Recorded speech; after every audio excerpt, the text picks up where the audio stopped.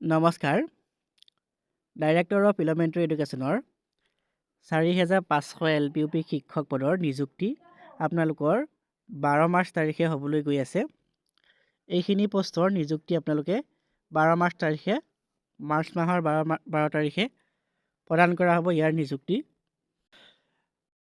আৰু এইখিনি পষ্টৰ যি ফাইনেল মেৰিট লিষ্ট আপোনালোকৰ ফাইনেল ৰিজাল্ট কেতিয়া আহিব সবিশেষ ভিডিঅ'টো লৈ আহিছোঁ, গতিকে ভিডিঅ'টো আপোনালোকে শেষলৈকে স্কিপ নকৰাকৈ চাব। আমাৰ এইখিনি পষ্টৰ বিজ্ঞাপন আহিছিলে আপোনালোকৰ ২৫ চনৰ জানুৱাৰী মাহত ৮ তাৰিখে, জানুৱাৰী ৮ তাৰিখে ২৫ চনৰ ৮ তাৰিখে এইখিনিৰ পদৰ বিজ্ঞাপন আহিছিলে। প্ৰায় এবছৰ সম্পূৰ্ণ হ'ল, এবছৰ বেছি হ'ল। এইখিনিৰ নিযুক্তি যিহেতু বৰ্তমানো হোৱা নাই, এইখিনিৰ নিযুক্তি আপোনালোকৰ ১২ মাৰ্চ তাৰিখে যিহেতু হ'বলৈ গৈ আছে। ইতিমধ্যে আমাৰ প্ৰথম পৰ্যায়ৰ যি ডকুমেণ্ট ভেৰিফিকেশ্যন লিষ্ট আহিলে আৰু ইয়াৰ যি প্ৰথম পৰ্যায়ৰ মেৰিট লিষ্টটো আপোনাৰ প্ৰভিজনেল মেৰিট লিষ্ট লগতে কাট অফ লিষ্ট দুইখন পাব্লিছ হ'ল। ইতিমধ্যে বহু কেণ্ডিডেটৰ নাম ইয়াত অহা নাই।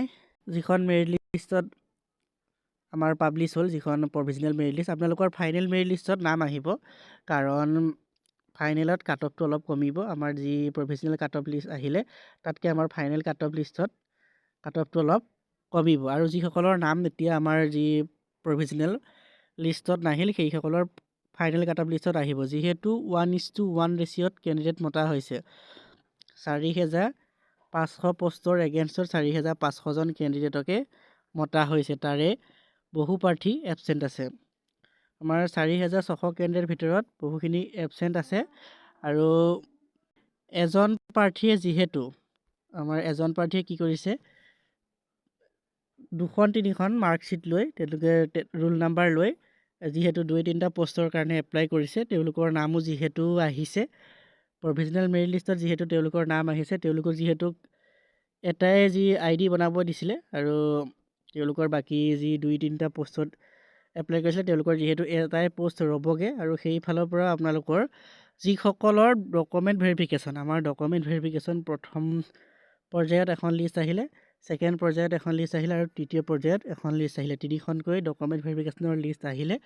আৰু প্ৰথম পৰ্যায়ত আপোনালোকৰ ২৬০০ কেণ্ডিডেটৰ নাম আহিলে, দ্বিতীয়খনত ১০০০, আমাৰ তৃতীয়খনত ৯০০, তেনেকৈ আপোনালোকৰ ৪৬০০ কেণ্ডিডেটৰ নাম আমাৰ যি ডকুমেণ্ট ভেৰিফিকেশ্যনৰ কাৰণে মতা হ'ল ৪৬০০জন কেণ্ডিডেটক।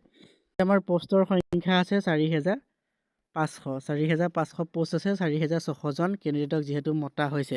আৰু যিসকল কেণ্ডিডেটৰ আমাৰ যি ফাৰ্ষ্ট প্ৰভিজনেল মেৰিট লিষ্টত নাম নাহিলে সেইসকলৰ এতিয়া ছেকেণ্ড যি আমাৰ ফাইনেল মেৰিট লিষ্ট আহিব তাত নাম আহিবনে নাহে, তেওঁলোকৰ নাম নিশ্চয় আহিব। যিহেতু 1:1 ৰেচিঅ'তে কেণ্ডিডেট মতা হৈছে, সেইকাৰণে আপোনালোকৰ নামবিলাক আহিব। মই আপোনালোকক আগৰ ভিডিঅ'তে কৈছিলোঁ যে ১০, ১১, ১২ মাৰ্চ মাহৰ ১০, ১১, ১২ তাৰিখৰ ভিতৰত এইখিনিৰ নিযুক্তি হ'বলৈ ৰৈ আছে। কিন্তু আপোনালোকৰ ১০ তাৰিখ বা ১০ তাৰিখে নহয়, ১১ তাৰিখ নহ'লে ১২ তাৰিখ, ১১ তাৰিখ নহ'লে ১২ তাৰিখে হ'ব বুলি যিহেতু কোৱা হৈছে, ১১ নহ'লে ১২, আপোনালোকৰ ১১ তাৰিখেও হৈ যাব পাৰে, নহ'লে ১২ তাৰিখেও হ'ব পাৰে। যিহেতু মুখ্যমন্ত্ৰী ডাঙৰীয়াই কৈছে ১১ নহ'লে ১২ তাৰিখে এইখিনিৰ নিযুক্তি দিয়া হ'ব। আপোনালোকে ১২ তাৰিখ ধৰি থওক, হয়তো ১১ তাৰিখে নহ'ব পাৰে, আপোনালোকে ১২ তাৰিখটো কনফাৰ্ম বুলি ধৰি থওক। কাট অফৰ ওপৰত আমি ইতিমধ্যে কেইবাটাও ভিডিঅ' আগবঢ়াইছোঁ। কাট অফ আপোনালোকৰ যিসকলৰ ভেৰিফিকেশ্যন লিষ্টত নাম আহিছিলে তেওঁলোকৰ নাম নিশ্চয় আপোনালোকৰ ফাইনেল লিষ্টতো আহিব, কাৰণ ৪০০০ পষ্টৰ এগেইনষ্টত যিহেতু 1:1 ৰেচিঅ'তে কেণ্ডিডেট মাতিছে, গতিকে আপোনালোকৰ নাম ফাইনেল লিষ্টত নিশ্চয় আহিব। যোনসকল ভেৰিফিকেশ্যনত গৈছিলে সেইসকলৰ নাম নিশ্চয় আহিব। কাট অফ কমা বঢ়া লৈ কোনো কথা নাই, কাৰণ ভেৰিফিকেশ্যনত যোৱা কেণ্ডিডেটৰ সকলোৰে নাম ফাইনেল লিষ্টত আহিব। আৰু কাট অফ কমিব, আমাৰ যি ফাইনেল লিষ্টত কাট অফ সেইখিনি আপোনালোকৰ মই আগতেই আলোচনা কৰিছোঁ, কিমান কাট অফ কমিব ডিষ্ট্ৰিক্ট ৱাইজ, মিডিয়াম ৱাইজ সকলোখিনি আলোচনা কৰা হৈছে। আপোনালোকে সেই ভিডিঅ'বিলাক চাব, ডিষ্ট্ৰিক্ট ৱাইজ, মিডিয়াম ৱাইজ আলোচনা কৰিছোঁ, আপোনালোকে কাট অফৰ ভিডিঅ'বিলাক চাব, তেতিয়া গম পাব। আৰু আপোনালোকে কাট অফৰ ভিডিঅ' নাচালেও আপোনালোকৰ যোনসকল ভেৰিফিকেশ্যনত গৈছিলে সেইসকলৰ যে নাম আহিব ফাইনেল লিষ্টত, সেইটো আপোনালোকে নিশ্চিত থাকক। কাৰণটো ক'লোৱে, 1:1 ৰেচিঅ'ত কেণ্ডিডেট মাতিছে, আপোনালোকৰ এটা পষ্টৰ এগেইনষ্টত এজন কেণ্ডিডেটে যিহেতু মাতিছে, আপোনালোকৰ নাম নিশ্চয় ফাইনেল লিষ্টত আহিব যিসকল ভেৰিফিকেশ্যনত গৈছে। আৰু যি 11 তাৰিখ আৰু 12 তাৰিখে মই ক'লোঁ 11 বা 12 তাৰিখে ইয়াৰ নিযুক্তি দিয়া হ'ব সেই কথাটো অফিচিয়েল হয়, সম্পূৰ্ণ অফিচিয়েল হয়। আপোনালোকে আনঅফিচিয়েল বুলি নাভাবিব, সম্পূৰ্ণ অফিচিয়েল হয়। অফিচিয়েল ৱেবছাইটত আপলোড হোৱা নাই যদিও ইয়াৰ যি ন'টিফিকেশ্যন অফিচিয়েল ৱেবছাইটত আপলোড হোৱা নাই যদিও আপোনালোকে নিশ্চিত থাকক 11 নহ'লে 12। কাৰণটো মই ইমান ডাঠিকৈ কোৱাৰ কাৰণটো হৈছে আপোনালোকৰ যিহেতু CM ছাৰে অসম ভিজিট কৰি আছে আৰু এই অসম ভিজিট কৰি থাকোঁতে বহু কেণ্ডিডেটে সুধিছিলে যে তেওঁ এইখিনি পষ্টৰ এপইণ্টমেণ্ট কেতিয়া দিব। তেওঁ তেতিয়া কৈছে 11 নহ'লে 12 তাৰিখে এইখিনি পষ্টৰ এপইণ্টমেণ্ট বা নিযুক্তি দিয়া হ'ব। গতিকে আপোনালোকে নিশ্চিত থাকক 11-12 তাৰিখৰ ভিতৰত এইখিনি নিযুক্তি হৈ যাব। আৰু এতিয়া আমাৰ মেইন পইণ্টটো হৈছে ইয়াৰ যি ফাইনেল ৰিজাল্ট কেতিয়া আহিব। ফাইনেল ৰিজাল্ট আপোনালোকৰ আহিব যিহেতু আমাৰ ডকুমেণ্ট ভেৰিফিকেশ্যন হৈ গ'ল, মেৰিট লিষ্টো পাব্লিছ হ'ল আৰু এতিয়া আমাৰ ফাইনেল লিষ্ট আহিবলৈ বাকী আছে। আমাৰ first provisional merit list publish হ'ল। এতিয়া আমাৰ যি লাষ্টত আমাৰ কি হ'ব ফাইনেল ৰিজাল্ট আহিব। আপোনালোকে ফাইনেল ৰিজাল্ট ডাইৰেক্ট চাব পাৰিব। আপোনালোকৰ যি এপ্লিকেশ্যন ID আৰু পাছৱৰ্ড দি লগ ইন কৰাৰ লগে লগে আপোনালোক যদি কোৱালিফাইড হৈছে, আপোনালোক যদি এপইণ্টমেণ্টৰ কাৰণে কোৱালিফাইড হৈছে তেনেহ'লে আপোনালোকক কোৱালিফাইড বুলি লিখা আহিব। যদিহে নাই হোৱা আপোনালোকৰ নাহে।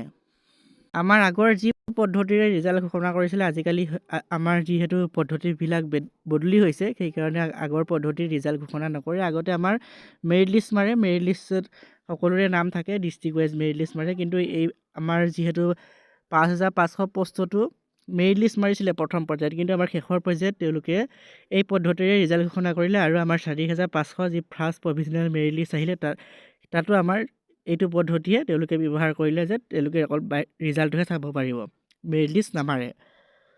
আমাৰ এতিয়া আমাৰ যি ফাইনেল ৰিজাল্ট আহিব তাতো আপোনালোকৰ মেৰিট লিষ্ট নামাৰে, আপোনালোকৰ ৰিজাল্টটো ডাইৰেক্ট ৰিজাল্ট চাব পাৰিব, কোন পাছ হৈছে কোন ফেইল হৈছে। আপোনালোকে যোনসকল ভেৰিফিকেশ্যন গৈছে সেইসকল নিশ্চিত থাকক তেওঁলোকৰ নাম আহিব।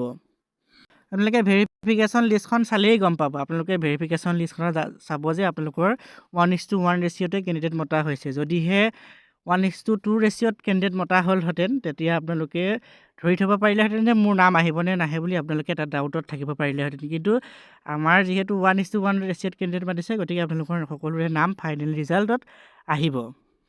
আৰু এইখিনিৰ আপোনালোকৰ ফাইনেল ৰিজাল্ট কেতিয়া আহিব, ফাইনেল ৰিজাল্ট আহিব আপোনালোকে ধৰি থওক আমাৰ 4 তাৰিখলৈকে যিহেতু বন্ধ আছে, 4 তাৰিখলৈকে যিহেতু আমাৰ হোলীৰ বন্ধ আছে, ফাকুৱাৰ বন্ধ থকাৰ কাৰণে আপোনালোকে 5-ৰ পৰা 7-8 আপোনালোকে 8 তাৰিখ ধৰি থ'ব পাৰে। 5-ৰ পৰা 8 তাৰিখৰ ভিতৰত এইখিনি পষ্টৰ ফাইনেল ৰিজাল্ট আহিব। আপোনালোকৰ 5-ৰ পৰা 8 তাৰিখৰ ভিতৰত এইখিনি পষ্টৰ final merit list, final result আপোনালোকে পাই যাব।